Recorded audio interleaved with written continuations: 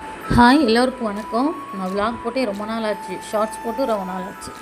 ரொம்ப நாள் கழிச்சு வந்தாலும் ஒரு ஹெல்த்தியான ரெசிபியோடு வந்திருக்கேன். முருங்கைக்காய் ரசம் பார்க்கலாமா?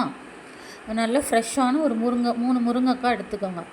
3 முருங்கைக்காய் எடுத்து அது நார்மலாக கட் பண்ணுற சைஸோட கொஞ்சம் பெரிய சைஸ் கட் பண்ணி எடுத்துக்கோங்க.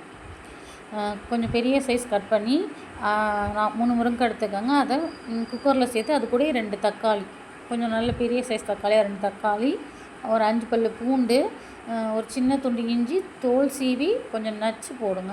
அப்போ அதோட நல்ல எக்ஸ்ட்ராக்ட் நல்லா இறங்கும். எல்லாத்தையும் சேர்த்து ஒரு 3 விசில் விட்டு எடுத்திங்கன்னா முருங்கைக்காய் நல்லா வெந்துடும். அப்புறம் அதை எடுத்துகிட்டு இந்த தண்ணியை மட்டும் தண்ணியை வேக வச்ச தனியாக எடுத்து வச்சுருங்க.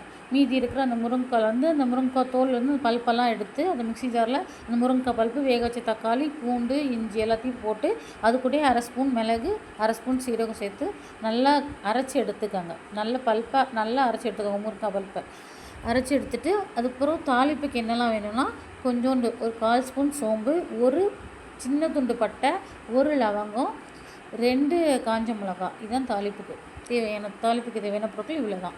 அப்புறம் சட்டியில் எண்ணெய் விட்டு அது காஞ்சதும் தாளிப்புக்கான பொருளை போடுங்க. போட்டுட்டு அது நல்லா வெடிக்க ஆரம்பித்ததுக்கப்புறம் நம்ம அரைச்சி வச்சுருக்க பருப்பை சேர்க்கணும். இப்போ நான் சட்டியை காய வச்சு எண்ணெய் ஊற்றி தாளிப்புக்கான பொருளை போட்டுட்டேன்.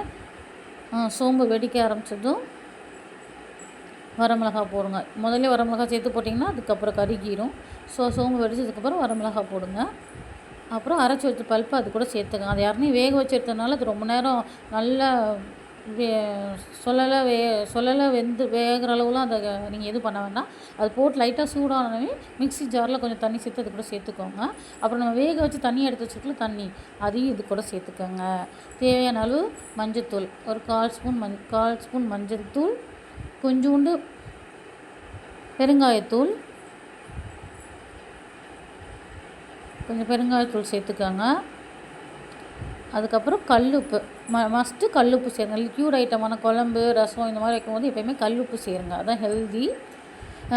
நான் என் பொண்ணுக்கு காய்ச்சல் சளி இருக்கிறதுனால நான் புளி சேர்க்கலை.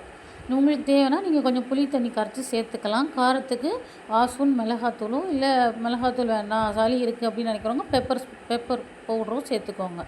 அதாவது சளி இல்லாதவங்க பெப்பர் பவுடரும் இல்லை மிளகாத்தூளோ ஏதோ அவங்க ஆப்ஷனல், காரத்துக்கு ஏற்ற மாதிரி சேர்த்துக்கோங்க. புளி சேர்த்துக்கோங்க. தொட்டுக்கிறதுக்கு உருளைக்கிழங்கு உரல், வாழைக்காய் உரல் எதுனா வச்சுக்கலாம். நான் இன்றைக்கி கேபேஜ் இருந்ததுனால கேபேஜ் வடை பண்ணிட்டேன். செம்ம டேஸ்டியாக இருந்துச்சு. சீரியஸாக பார்க்க சிம்பிளான ரெசிபி தான், ரொம்ப ஹெல்த்தியான டேஸ்டியான ரெசிபி.